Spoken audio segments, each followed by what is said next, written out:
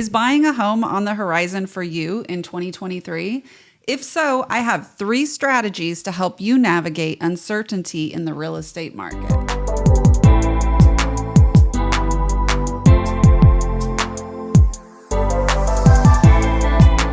Number 1 is going to sound really simple and really easy, and it is: stay informed and stay educated.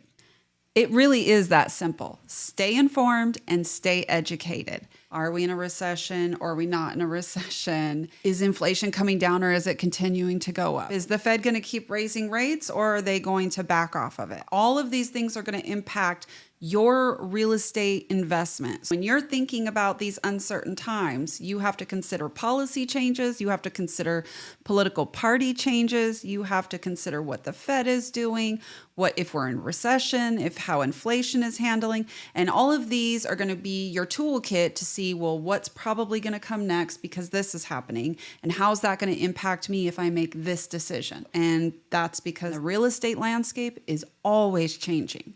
It never stays a buyer's market. It never stays a seller's market.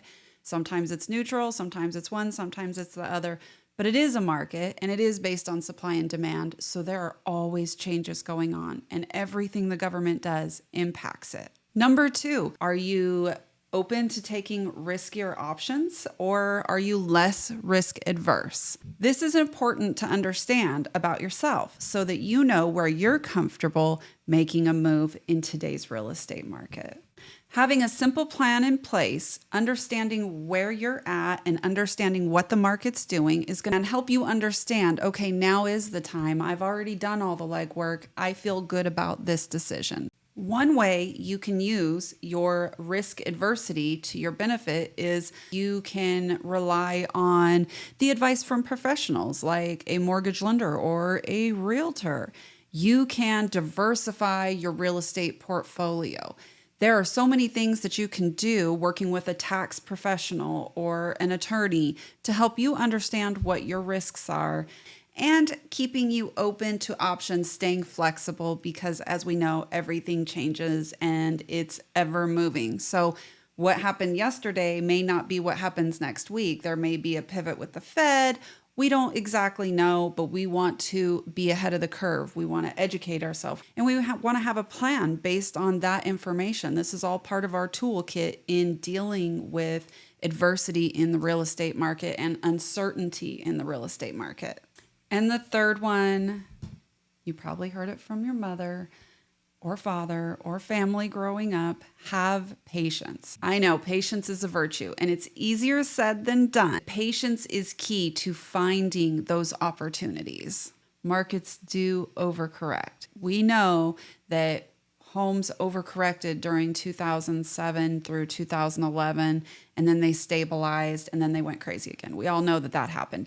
Now, some people would say it was just finding its pricing, but even in the stock market, in real estate, in any asset that is based on supply and demand or any type of market based around an asset, there's going to be overcorrections. There's going to be panic selling. There's going to be panic buying. Real estate in general, not these last couple of years, but in general over time, takes time to mature and appreciate. The historical average of real estate appreciation in the United States is only 4% a year.